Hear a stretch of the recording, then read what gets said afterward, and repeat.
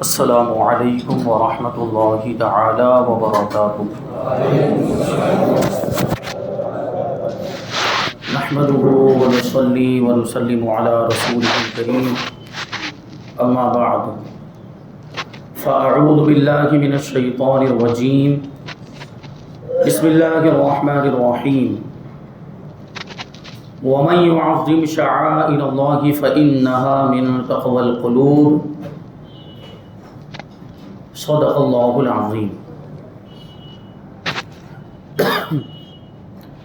آئیے ہم اور آپ سب سے پہلے حضور سرور کائنات، فخر موجودات، باعث تخلیق کائنات، احمد مجتبیٰ محمد مصطفیٰ صلی اللہ علیہ وسلم کی بارگاہ میں درود و سلام کا ہدیہ پیش کریں اور پڑھیں اللہم صلی علی سیدنا و مولانا محمد معدن الجود والکرم وآلہ الکرام وابنہ الکریم وبارک وسلم صلاۃ و سلاما علیک یا رسول اللہ صلی اللہ تعالی علیہ وسلم۔ عزیزان ملت اسلامیہ، مسلسل کئی جمعہ سے ہم تبرکات کی فضیلتوں کو سماعت کر رہے ہیں۔ گزشتہ جمعہ میں آپ نے حضرت خالد بن ولید رضی اللہ تعالیٰ عنہ کا واقعہ سماعت کیا۔ حضرت خالد بن ولید رضی اللہ تعالیٰ عنہ نے اپنی ٹوپی کے اندر حضور پاک صلی اللہ علیہ وسلم کے منہ مبارک کو سجا کر رکھا تھا، اور انہی منہ مبارک کی برکت سے حضرت خالد بن ولید رضی اللہ تعالیٰ عنہ کو ہر میدان جنگ میں کامیابی حاصل ہوتی تھی، یہاں تک کہ ایک جنگ کے موقع پر جب وہ ٹوپی گر گئی تو اس ٹوپی کو حاصل کرنے کے لیے حضرت خالد بن ولید رضی اللہ تعالیٰ عنہ نے اپنی جان کی بازی لگا دی اور خوب جد و جہد کر کے کوشش کر کے اس ٹوپی کو واپس حاصل کیا۔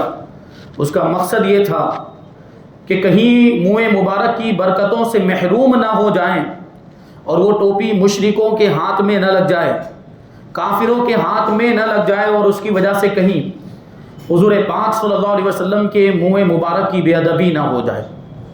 یہ ایک صحابی رسول کا عقیدہ، اور وہ یہ جانتے ہیں کہ منہ مبارک یہ برکت والی چیز ہے اور اللہ تبارک و تعالیٰ اس کے وسیلے سے کامیابی عطا فرماتا ہے، اور اسی لیے تو وہ شاعر نے کہا کہ فقط اس واسطے خالد نے ہر ایک مار کا جیتا، مار کا مطلب جنگ، فقط اس واسطے خالد نے ہر ایک مار کا جیتا، انہوں نے ٹوپی میں رکھے میرے سرکار کے گیس کو۔ یہ حضور پاک صلی اللہ علیہ وسلم کے منہ مبارک کی برکتیں، تو ہم بھی اگر حضور پاک صلی اللہ علیہ وسلم کے منہ مبارک کو ادب و احترام کے ساتھ رکھیں اور اس انداز میں اس کی تعظیم کریں اور برکت حاصل کریں تو انشاءاللہ ہمیں بھی وہ اس کی برکتیں دیکھنے کو ملیں گی۔ بہرحال اس کا ویسا ادب و احترام ہونا چاہیے۔ جیسے بھی میں یہ واقعہ جو سنانے جا رہا ہوں بڑی توجہ کے ساتھ سنیں، بڑا ہی پیارا واقعہ۔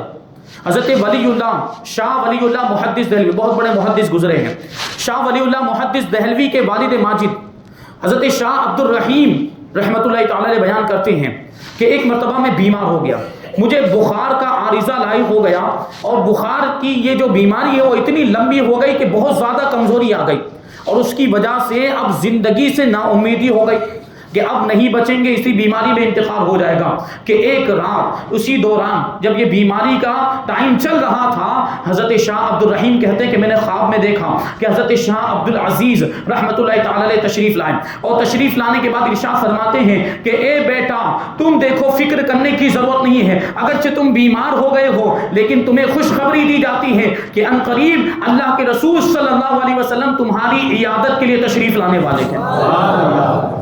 تمہاری بیمار پرسی کے لیے، جیسے کوئی بیمار ہوتا ہے تو ہم نہیں جاتے بیمار پرسی کے لیے، تیمارداری کے لیے، عیادت کے لیے جاتے ہیں، یہ رسول پاک صلی اللہ علیہ وسلم کی سنت ہے، اور اس میں بڑا ثواب بھی ہے اور حقوق مسلمین سے اس کا تعلق ہے۔ تو اللہ کے وہ حضرت شاہ عبد العزیز رحمۃ اللہ تعالی علیہ فرماتے ہیں کہ ان قریب اللہ کے رسول تمہاری عیادت کے لیے تشریف لانے والے ہیں، اور غالباً حضور پاک صلی اللہ علیہ وسلم اس طرف سے تشریف لائیں گے جدھر تمہاری چار پائی کی پائتی ہے، یعنی جس طرف اگر تمہارے پاؤں ہوئے تو تم اپنی چارپائی کو گھما دو اور اس کا رخ بدل دو کہ کہیں تمہارے پاؤں ادھر نہ ہو جائیں جہاں سے حضور تشریف لانے والے ہیں، تاکہ کوئی بے ادبی نہ ہونے پائے۔ تو حضرت شاہ عبد الرحیم کہتے ہیں کہ میں تو بیمار تھا اور بولنے کی طاقت نہیں تھی، اتنی زیادہ کمزوری ہو گئی تھی، تو مجھے یہ خواب جب میں نے دیکھا تو تھوڑا آرام ہوا اور تھوڑا افاقہ ہوا، تو بولنے کی طاقت اب بھی نہیں، تو میں نے اشارے سے حاضرین سے جو وہاں گھر والے اور چاہنے والے موجود تھے ان سے کہا کہ میری پائنتی کا رخ بدل دیا جائے،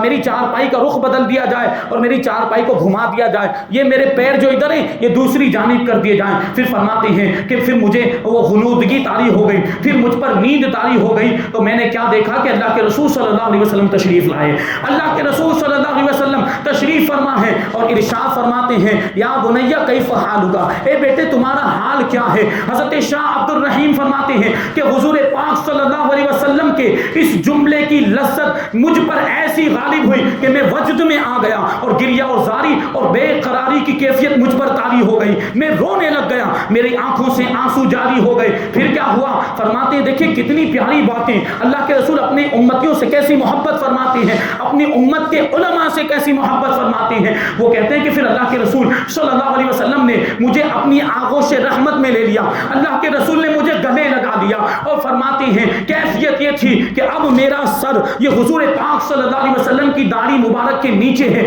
اور میرے آنسوؤں کی وجہ سے، آنسو بہانے کی وجہ سے حضور پاک صلی اللہ علیہ وسلم کا پیرہن مبارک تر ہو گیا اور بھیگ گیا، اتنے زیادہ آنسو بہائے ہوں گے۔ ظاہر سی بات ہے کہ جس کو اللہ کے رسول کا دیدار ہو جائے تو اس سے بڑی اور کیا نعمت ہو سکتی ہے، تو اس وقت تو بے ساختہ آنسو نکل جاتے ہیں عاشقوں کی آنکھوں سے۔ تو پھر کہتے ہیں کہ تھوڑی دیر میں آہستہ آہستہ جو بے قراری والی جو کیفیت تھی وہ سکون میں تبدیل ہو گئی۔ سوچنے جیسی بات ہے کہ جس کو اللہ کے رسول نے گلے سے لگا لیا ہو پھر وہ کیسے بے قرار ہو سکتا ہے، پھر وہ کیسے بے چین ہو سکتا ہے۔ ساری بے قراری اور بے چینی سکون اور اطمینان میں تبدیل ہو گئی۔ اب حضرت شاہ عبد الرحیم کہتے ہیں کہ میں نے دل ہی دل میں سوچا، میں نے دل ہی دل میں خیال کیا کہ مدت سے میرے دل میں یہ آرزو ہے، یہ شوق ہے، یہ تمنا ہے کہ کہیں سے مجھے حضور پاک صلی اللہ علیہ وسلم کے مبارک بال مل جائیں۔ مدت سے میں یہ سوچا کرتا تھا کہ کہیں سے حضور کے بال مبارک، کہیں سے حضور کے منہ مبارک مجھے مل جائے۔ اب یہ اللہ کے رسول صلی اللہ علیہ وسلم جو دل کے خیالات کو بھی جان لیا کرتے ہیں، تو کہتے ہیں کہ یہ خواب ہی کا واقعہ، خواب ہی نے اللہ کے رسول صلی اللہ علیہ وسلم میرے دل کے خیال پر مطلع ہو گئے، اور مطلع ہونے کے بعد اللہ کے رسول صلی اللہ علیہ وسلم نے اپنی داڑھی مبارک پر اپنا مبارک ہاتھ ایسے پھیرا، اپنا مبارک ہاتھ ایسے حضور نے اپنی داڑھی مبارک پر پھیرا، تو حضور کے دستے مبارک میں داڑھی مبارک کے 2 بال آ گئے، اور وہ دونوں بال اللہ کے رسول صلی اللہ علیہ وسلم نے مجھے عطا فرما دی ہے۔ ابھی یہ خواب میں واقعہ چل رہا ہے، یہ خواب میں ہوا، اللہ کے رسول صلی اللہ علیہ وسلم نے خواب میں اپنے منہ مبارک عطا فرمائے۔ اچھا خواب کے معاملات الگ ہوتے ہیں، جو ہم خواب میں دیکھتے ہیں وہ حقیقت سے اس کا کوئی تعلق نہیں ہوتا، لیکن یہاں خواب میں کون تشریف لائے ہیں؟ اللہ کے رسول صلی اللہ علیہ وسلم تشریف لائے، جنہوں نے خود ارشاد فرمایا کہ جس نے مجھے خواب میں دیکھا تو اس نے مجھے ہی دیکھا، کیونکہ شیطان میری شکل اختیار نہیں کر سکتا، شیطان کچھ بھی بن کر آ سکتا ہے آپ کے خواب میں، کبھی جانور بن کر آئے گا، کبھی جنات بن کر آئے گا، کبھی خبیث بن کر آئے گا، اور یہاں تک کہ وہ خدا بن کے بھی آتا ہے، وہ خدا بن کے بھی آپ کے خواب میں آ سکتا ہے۔ لیکن اللہ تبارک و تعالیٰ نے ہمارے نبی کو وہ شان عطا فرمائی کہ شیطان آپ کی شکل و صورت اختیار ہی نہیں کر سکتا، اور اس کی بنیادی وجہ یہ ہے کہ ہمارے آقا کو اللہ تبارک و تعالیٰ نے بے مثل و بے مثال بنایا ہے، اور آپ کے جیسا کوئی انسان، کوئی مخلوق ہو ہی نہیں سکتی، اس لیے شیطان بھی آپ کی شکل اختیار نہیں کر سکتا۔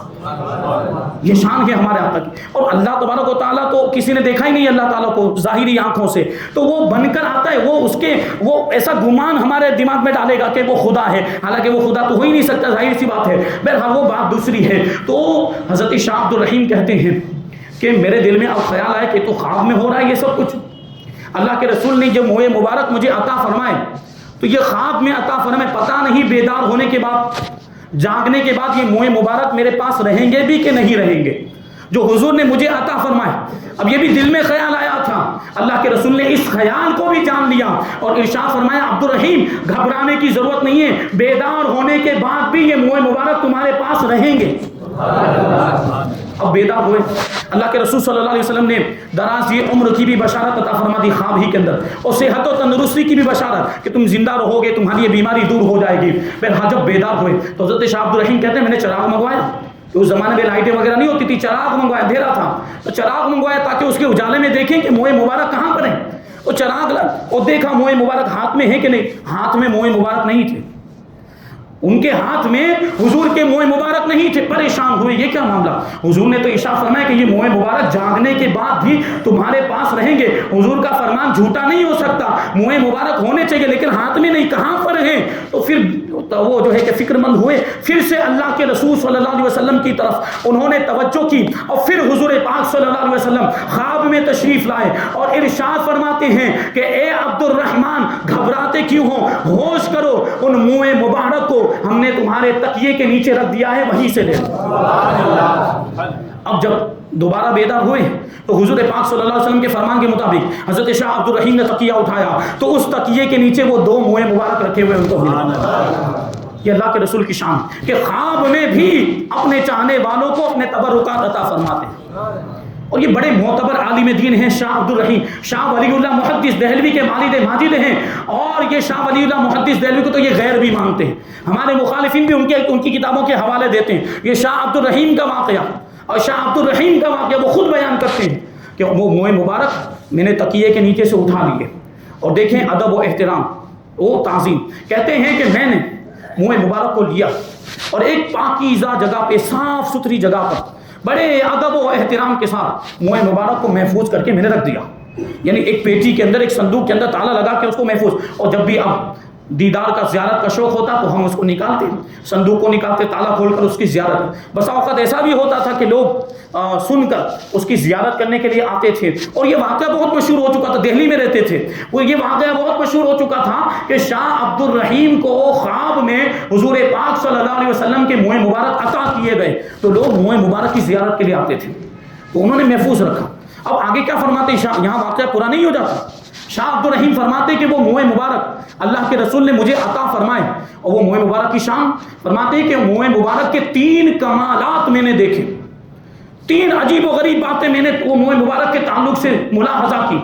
پہلی بات یہ تھی, پہلا کمال یہ تھا کہ وہ 2 موئے مبارک ویسے تو آپس میں لپٹے ہوئے رہتے تھے, آپس میں ایک دوسرے میں وہ لپٹے ہوئے رہتے تھے, لیکن جب کبھی ان موئے مبارک کے سامنے اللہ کے رسول صلی اللہ علیہ وسلم پر ادب و احترام کے ساتھ درود و سلام پڑھا جاتا تو وہ دونوں موئے مبارک آپس میں جو پہلے لپٹے ہوئے ہوتے تھے درود و سلام کو سن کر دونوں الگ الگ ہو جاتے تھے, دونوں علیحدہ علیحدہ ہو کر کھڑے ہو جایا کرتے تھے. یہ حضور کے موئے مبارک ہے. دوسرا کمال یہ دیکھا کہ ایک مرتبہ 3 منکر آئے, 3 لوگ آئے جو اس بات کا انکار کرتے تھے کہ خواب میں کسی کو موئے مبارک نہیں مل سکتے. وہ آئے اور آنے کے بعد کہنے لگے کہ یہ ہمیں سمجھ میں نہیں آتا, یہ کیسے ہو سکتا ہے کہ کسی کو خواب میں موئے مبارک مل جائیں, ہم نہیں مانتے. وہ انکار کرتے تھے موئے مبارک کا وہاں سے. تو اب بحث کرنے لگ گئے, مناظرہ کرنے لگ گئے, اور حضرت شاہ عبد الرحیم کہتے ہیں کہ ہمارے چاہنے والوں نے کہا کہ ان کو آزمائش کرا دی جائے, لیکن ادب کی وجہ سے کہ کہیں حضور کے موئے مبارک کی بے ادبی نہ ہو جائے, اس لیے میں آزمائش پر راضی نہیں ہوا. لیکن جب ان کی بحث بہت زیادہ بڑھی تو عزیزوں نے اور چاہنے والوں نے کیا کیا, موئے مبارک کو اٹھایا اور لے جا کر دھوپ میں رکھ دیا. اب یہ دیکھیں بادل کا موسم نہیں, سخت گرمی کا موسم ہے اور سخت دھوپ ہے, لیکن جیسے ہی موئے مبارک کو دھوپ میں رکھا ایک بادل آیا اور موئے مبارک پر اس نے آ کر سایہ کر دیا. 3 منکروں نے جب یہ دیکھا تو اس میں سے ایک منکر نے فوراً توبہ کر لی اور اس نے مان لیا کہ ہاں یہ اللہ کے رسول صلی اللہ علیہ وسلم کے موئے مبارک ہیں. لیکن وہ 2 منکر دوسرے وہ کہنے لگے نہیں یہ تو اتفاق ہے, اتفاق سے بادل آ گیا ہوگا. تو پھر سے وہ چاہنے والوں نے یہ کیا کہ موئے مبارک کو لے جا کر دھوپ میں رکھ دیا, پھر سے بادل نے آ کر موئے مبارک پر سایہ کر دیا. تو دوسرا منکر بھی تائب ہو گیا, اس نے بھی توبہ کر لی. لیکن تیسرا منکر اب بھی اپنی بات پر اڑا رہا, وہ کہتا رہا کہ 2 بار بھی تو اتفاق ہو سکتا ہے. تو تیسری مرتبہ بھی چاہنے والوں نے یہ کیا کہ موئے مبارک کو لے جا کر دھوپ میں رکھ دیا. تیسری مرتبہ بھی بادل آیا اور بادل نے آ کر موئے مبارک پر سایہ کر دیا. تو وہ تیسرا منکر بھی تائب ہو گیا, اس نے بھی توبہ کر لی اور مان لیا کہ یقیناً یہ اللہ کے رسول صلی اللہ علیہ وسلم ہی کے موئے مبارک ہے. یہ دوسرا کمال انہوں نے دیکھا تھا. اب تیسرا کمال دیکھیں بڑی توجہ کے ساتھ, کہتے ہیں کہ ایک مرتبہ کچھ لوگ آئے کہ ہمیں موئے مبارک کی زیارت کرائی جائے، تو بہت سے لوگ جمع ہو گئے، تو ہم نے وہ صندوق نیچے اتروایا جو اوپر کہیں پہ ادب کے ساتھ پاکیزہ جگہ پہ رکھا ہوا تھا جس میں موئے مبارک تھے، وہ صندوق نیچے لا کر ہم نے رکھا۔ اب بہت بڑا مجمع جمع ہو چکا تھا، تو تالا لگا ہوا تھا، چابی لی اور چابی کو تالے میں لگایا، لیکن تالا کھل ہی نہیں رہا ہے۔ بہت کوشش کی لیکن تالا کھلنے کا نام نہیں لے رہا ہے۔ اب تعجب بھی ہوا کہ یہی تو تالا ہے اور یہی اسی تالے کی چابی ہے۔ اس سے پہلے جب ہم اس چابی کے ذریعے سے تالا کھولتے تھے تو کھل جاتا تھا، لیکن آج کیا معاملہ ہے کہ تالا کھل نہیں رہا؟ تو تعجب ہوا اور سمجھے کہ کچھ نہ کچھ اس کے پیچھے راز ہے۔ تو کہتے ہیں کہ میں نے اپنے دل کی طرف توجہ کی، حضرت شاہ عبد الرحیم کہتے ہیں میں نے اپنے دل کی طرف توجہ کی تو معلوم ہوا کہ اس مجمع کے اندر ایک آدمی ایسا ہے جو جنوبی ہے یعنی ناپاک ہے اور اس پر غسل واجب ہو چکا ہے اور اس کی نجاست اور ناپاکی کی وجہ سے تالا نہیں کھل رہا۔ میں نے اس سے پہلے عرض کیا تھا کہ جہاں بھی تبرکات کی زیارت ہو تو پاک صاف ہو کر تبرکات کی زیارت کے لیے آنا چاہیے۔ دیکھیے کیا پتہ چل رہا ہے کہ ناپاک ہے تو اس کی وجہ سے وہ تالا بھی نہیں کھل رہا، تالا بھی نہیں کھل۔ ابھی ماضی قریب کے اندر یہ 11ویں شریف کے مہینے میں ہم نے ایک واقعہ دیکھا۔ دیکھیے یہ موئے مبارک کی برکتیں ہمیں ماتھے کی آنکھوں سے دیکھنے کو ملتی ہیں۔ یہ دیکھیے توجہ دیں گے تو آپ کو بھی ایسی چیزیں نظر آئیں گی۔ وہ پورا بہت بڑا مجمع تھا، ایک صاحب کے گھر میں وہ موئے مبارک کی زیارت رکھی گئی، تو اس میں سے صرف 2 لوگوں نے اس بات کو نوٹس کیا۔ بعد میں ہم لوگوں نے دوسروں کو بتایا کیا ہوا، موئے مبارک کی زیارت اور میلاد شریف پڑھی گئی، پھر موئے مبارک کی زیارت ہوئی۔ وہ ایک ان کے پاس مخصوص انداز کا باکس تھا، وہ لکڑے کا بنا ہوا باکس تھا، اس کے اندر رکھا ہوا تھا موئے مبارک کو۔ اندر سے کانچ کی پیٹی بنی ہوئی تھی اور اوپر سے لکڑے سے اس کو جو ہے کہ اوپر سے گھیر دیا گیا تھا۔ اب وہ لکڑے کے 2 حصے تھے، ایک اوپر کا ڈھکن اور ایک نیچے والا حصہ۔ تو وہ اوپر کا ڈھکن ایسے اٹھا کر وہ اندر جو کانچ والا حصہ تھا وہ لوگوں کے سامنے رکھ دیا گیا۔ اب لوگ زیارت کر رہے ہیں۔ اب کیا ہوا، جب وہاں جتنے بھی موجود تھے، یہ سورت کی بات کر رہا ہوں میں، مومنا واڑے کی، وہاں جتنے بھی موجود تھے سب نے زیارت کر لی۔ اب یہ ہوا کہ چلو سب زیارت سے فارغ ہو گئے تو اب بند کر دیتے ہیں ڈبے کو۔ تو وہ جو اوپر کا وہ جو لکڑے کا حصہ تھا اس کو رکھنے کی کوشش کی، تو اندر جو کانچ والا حصہ تھا بالکل سائز میں بالکل اس کے برابر کہ بالکل اس کے اوپر فٹ ہو جائے، لیکن اب کیا ہو رہا ہے کہ اس کو رکھ رہے ہیں تو وہ اندر جا ہی نہیں رہا ہے، وہ سیٹ ہی نہیں ہو رہا ہے۔ پہلے اسی کو لگا کے بند کیا ہوا تھا، بات معلوم ہے کہ یہ اس کی سائز کے مطابق بنایا گیا ہے، لیکن پھر بھی اب بند کیوں نہیں ہوا، وہ فٹ نہیں ہو رہا ہے۔ اس میں اوپر کا ڈھکن بند کرنے کی کوشش کر رہے ہیں لیکن بند نہیں ہو، اب ایسے گھما کے بند کر رہے ہیں، ایسے گھما کے بند کر رہے ہیں لیکن بند ہی نہیں ہو رہا ہے۔ عجیب معاملہ تھا۔ تو یہ نتیجہ نکلا کہ بھائی وہ اس میں کیا نیچے رومال رکھے ہوئے، وہ اندر سے جو کانچ کی پیٹی ہے اس کے نیچے رومال رکھے نا، تو رومال کی وجہ سے وہ کانچ والا باکس اوپر آ گیا ہے، اس لیے یہ اوپر کا ڈھکن لکڑے والا یہ بند نہیں ہو پا رہا ہے، یہ نتیجہ۔ تو لوگوں نے بتایا وہ رومال تو پہلے سے رکھا ہوا ہے، رومال تو اس سے پہلے بھی تو پہلے تو بند ہوا تھا، اب کیوں بند نہیں ہو رہا ہے؟ یہ وہاں پہ سوچ، ابھی صلاۃ و سلام بھی جاری ہے، لوگ پڑھتے جا رہے ہیں اور یہ بیچ میں یہ واقعہ پیش آ رہا ہے۔ دیکھیے تعجب کی بات ہے، ایمان تازہ ہو جائے ایسی بات ہے۔ تو اب وہ بند کر رہے ہیں، بند ہی نہیں ہو رہا۔ بہرحال اسی دوران میں 2 لوگ دوسرے آئے، وہ شاید وہ گھر والوں کے متعلقین تھے، رشتے دار تھے، اور ان کی زیارت باقی رہ گئی تھی۔ یہ موئے مبارک کا معجزہ ہے، وہ 2 لوگ زیارت کرنے میں باقی رہ گئے تھے تو ڈبہ ہی بند نہیں ہو رہا ہے۔ اب وہ 2 لوگ آئے اور 2 لوگوں نے آنے کے بعد موئے مبارک کی زیارت کی، اب ڈبے کو بند کیا گیا تو آسانی سے بند ہو گیا۔ یہ معجزہ ہم نے اپنی آنکھوں سے دیکھا۔ یہ تبرکات، وہ جذبہ بھی آپ کے پاس، وہ یقین بھی ہونا چاہیے، تو یہ سب چیزیں آپ کو بھی دیکھنے کو ملے گی۔ بہرحال حضرت شاہ عبد الرحیم نے جب اپنے دل کی طرف توجہ کی تو پتا چلا کہ یہ ایک مجمع کے اندر ایک آدمی ایسا ہے جو ناپاک ہے، اس پر غسل واجب ہے۔ تو آپ نے پردہ پوشی کرتے ہوئے کہ ابھی میں یہ کہہ دوں گا کہ فلاں ابھی تو ناپاک ہے چلا جا، تو اس کو برا لگ سکتا ہے اور لوگوں کے سامنے اس کی بے عزتی ہو جائے گی، اس لیے میں نے کہا سارے لوگوں کو کہا، وہ مجمع کے اندر جتنے لوگ تھے سب کو کہا کہ سب جاؤ اور طہارت حاصل کرنے کے بعد آؤ۔ اب وہ سب لوگ چلے گئے، وہ ناپاک بھی چلا گیا۔ اس کے بعد جب میں نے اس تالے کو کھولا تو وہ تالا آسانی کے ساتھ کھل گیا۔ تو جب بھی موئے مبارک کی یا تبرکات کی زیارت کریں، پاک صاف ہو کر جائیں، غسل کر کے جائیں، وضو کر کے جائیں، اچھا لباس پہن کر جائیں، عطر لگا کر جائیں، تو انشاءاللہ یقین کے ساتھ اگر ہم جائیں گے اور عشق رسول کا جذبہ لے کر جائیں گے تو اس کی برکتیں ہمیں حاصل ہوں گی۔ تو یہ دیکھیں کتنا پیارا واقعہ۔ ایک اور واقعہ سماعت کریں۔ یہ رونق المجالس کے اندر ایک واقعہ لکھا گیا کہ شہر بلخ کے اندر ایک تاجر رہتا تھا، ایک بہت مالدار تاجر۔ اس کے 2 بیٹے تھے اور اس کے پاس حضور پاک صلی اللہ علیہ وسلم کے 3 موئے مبارک تھے۔ کتنا خوش نصیب، 3 منہ عاشقوں کے پاس تو ایک بھی منہ مبارک ہو نا تو دنیا کی ساری دولت سے اس کو محبوب ہوتا ہے. تو اب کیا ہوا, اس کا انتقال ہو گیا تاجر کا, تو اس کے دونوں بیٹوں نے اس کی ساری جائیداد مال و دولت کو آپس میں آدھا آدھا تقسیم کر لیا. اب 3 منہ مبارک رہ گئے, تو منہ مبارک کو تقسیم کرنے کی باری آئی. تو بڑے بھائی نے ایک منہ مبارک چھوٹے بھائی کو دے دیا, ایک اپنے پاس رکھا, 2 ہو گئے تقسیم. اب تیسرا بچا تھا, تو بڑا بھائی کہنے لگا کہ دیکھو تیسرا تو اب تقسیم کیسے ہوگا, ایک کام اپنے یہ کرتے ہیں کہ اس تیسرے منہ مبارک کے 2 ٹکڑے کر لیتے ہیں, آدھا تم رکھ لینا آدھا میں رکھ لوں گا.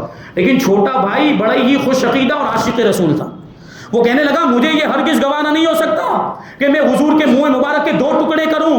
یہ اللہ کے رسول صلی اللہ علیہ وسلم کی شان عظیم اس سے بالا تر ہے کہ آپ کے منہ مبارک کو توڑا جائے یا آپ کے منہ مبارک کے 2 ٹکڑے کیے جائے. میرا دل اس بات کو گوارا نہیں کر سکتا. اب جو بڑا بھائی تھا وہ بڑا حریص تھا اور دنیاوی دولت کا لالچی تھا. اس نے جب چھوٹے بھائی کی یہ عقیدت دیکھی اور منہ مبارک سے اس کا لگاؤ دیکھا تو کیا کہنے لگا, موقع کو غنیمت جانتے, وہ کہتے ہیں نا موقع پہ چوکا مارنا. تو وہ کہنے لگا کہ تم کو تو منہ مبارک سے بڑی محبت ہے, ایک کام یہ کرو کہ تینوں منہ مبارک تم رکھ لو اور والد صاحب کی ساری دولت اور جائیداد مجھے دے دو. تو عاشق جو ہوتا ہے اس کو تو پھر وہ مل جائے, منہ مبارک و تبرکات مل جائے تو وہ دنیا کی دولت کو ٹھوکر مار دیتا ہے. تو وہ جو چھوٹا بھائی تھا جو عاشق رسول تھا, تینوں منہ مبارک کو اس نے لے لیا اور اپنے والد صاحب کی ساری جائیداد اور سارا مال و دولت اور اسباب اپنے بڑے بھائی کو دے دیا. اب وہ منہ مبارک کو لے کر آیا, تینوں منہ مبارک بڑی محبت کے ساتھ بڑی عقیدت کے ساتھ. یہ عاشقوں کا طریقہ ہوتا ہے کہ وہ منہ مبارک کو دنیا اور اس کی دولت سے زیادہ عزیز سمجھتے ہیں اور منہ مبارک حضور کے تبرکات ان کے نزدیک سب سے زیادہ اہمیت رکھتے ہیں. تو اس نے اب وہ تبرکات کو بڑی حفاظت کے ساتھ بڑا سنبھال کر ادب و احترام کے ساتھ ایک پاکیزہ جگہ پہ رکھ دیا. اور جب بھی اس کو شوق پیدا ہوتا زیارت کا شوق تو وہ پھر اس کو کھولتا اور منہ مبارک کی زیارت کر لیا کرتا تھا. اب منہ مبارک کی برکت دیکھیں کہ اللہ تبارک و تعالیٰ نے تھوڑے ہی عرصے کے اندر اس کو دنیا کی دولت بھی بہت زیادہ عطا فرما دی, وہ بھی مالدار ہو گیا منہ مبارک کی برکت سے, کیونکہ اسی منہ مبارک کی وجہ سے اس نے دنیا کی دولت کو ٹھوکر ماری تھی.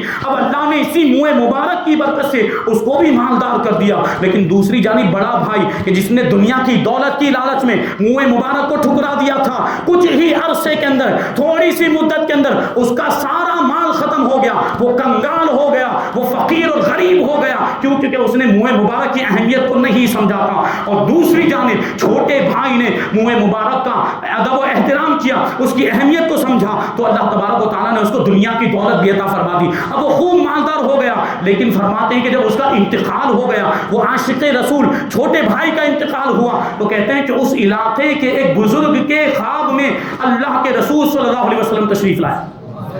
دیکھیں منہ مبارک کی اہمیت کو سمجھا اور اس کا ادب و احترام کیا تو کیسا مرتبہ ملا. بزرگ کے خواب میں اللہ کے رسول صلی اللہ علیہ وسلم تشریف لائے اور آنے کے بعد ارشاد فرمانے لگے کہ اے بزرگ, اے تم فلاں علاقے کے ولی ہو, اس علاقے کے اندر اعلان کر دو, بلخ شہر کے اندر اعلان کر دو کہ یہ منہ مبارک والے شخص کی قبر پر لوگ اپنی حاجتیں لے کر حاضر ہوں. جس کو جو بھی حاجت پیش ہو وہ حاجت لے کر یہ عاشق رسول کی قبر پر آئے اور اپنی حاجت کو پیش کرے, اس کی حاجت کو پورا کر دیا جائے گا. اب کیا تھا جب اعلان کیا بزرگ نے پورے شہر کے اندر کہ اللہ کے رسول نے خواب میں مجھے بتایا ہے کہ جو بھی اس عاشق رسول جس کے پاس حضور کے بال مبارک تھے اور اس نے اس کا ادب و احترام کیا تھا, جو بھی اس کی قبر پر آئے گا اور اپنی حاجت پیش کرے گا اس کی حاجت پوری ہو جائے گی. اب کیا تھا کہ اس کی قبر پر مجمع لگنے لگ گیا, لوگ اپنی حاجتیں لے کر اس کی قبر پر آتے تھے اور ان کی مرادیں پوری ہو جایا کرتی تھی. بلکہ معاملہ یہاں تک پہنچا, وہ اتنا مشہور ہو گیا کہ اب اس علاقے سے بھی کوئی گزرتا تھا تو اس قبر والے کے ادب و احترام میں اور اس کی تعظیم کی وجہ سے اگر وہ سواری پر ہوتا تھا تو سواری سے نیچے اتر کر پیدل چلنے لگ جاتا تھا.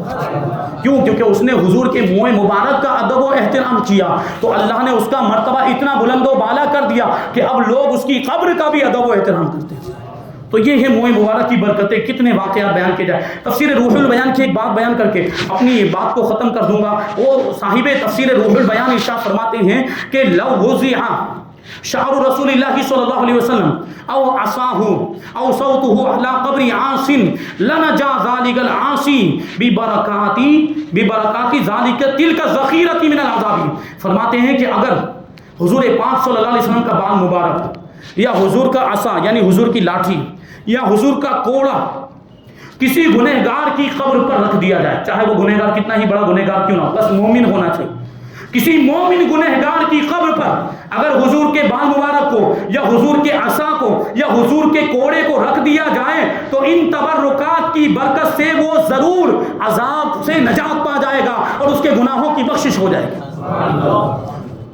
اور آگے فرماتے ہیں کہ اگر کسی کے گھر میں یا کسی شہر میں حضور کے بال مبارک ہوں یا حضور کا عصا مبارک ہو یا حضور کا کوڑا ہو تو وہ گھر والے یا وہ شہر والے آفتوں اور بلاؤں سے محفوظ رہتے ہیں، اگرچہ ان کو اس کا شعور نہ ہو۔ ہمارے شہر میں بھی حضور کے بال مبارک تو ہم پر جو آفتیں نہیں آ رہی، ہم جو آفتوں سے محفوظ، یا کبھی ایسا بھی ہوتا ہے کہ بہت بڑی آفت آنے والی ہوتی ہے وہ چھوٹی آفت میں تبدیل ہو جاتی ہے، بہت بڑی مصیبت آنے والی ہوتی ہے وہ چھوٹی مصیبت میں تبدیل ہو جاتی ہے، یہ حضور کے تبرکات کی برکت سے ہوتا ہے۔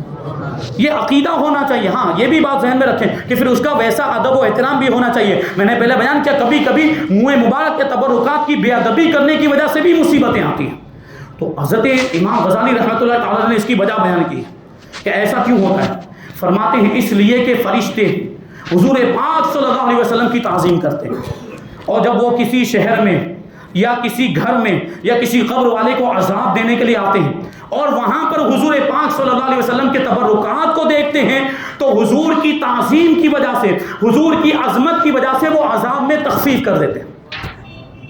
یہ دیکھیں تبرکات کی اہمیت۔ تو یہ ہماری آج آخری قسط تھی تبرکات کے تعلق سے، یہاں پر یہ بیان مکمل ہوتا ہے۔ اللہ تبارک و تعالیٰ کی بارگاہ میں دعا کرتے ہیں کہ جو کچھ بھی بیان ہوا اتنے ہفتوں سے، اللہ تبارک و تعالیٰ اس پر ہم سب کو عمل کرنے کی توفیق عطا فرمائے، مذہب اہل سنت و جماعت مسلک اعلیٰ حضرت پر ہم سب کو قائم و دائم رکھے اور اسی پر ہم سب کا خاتمہ فرمائے۔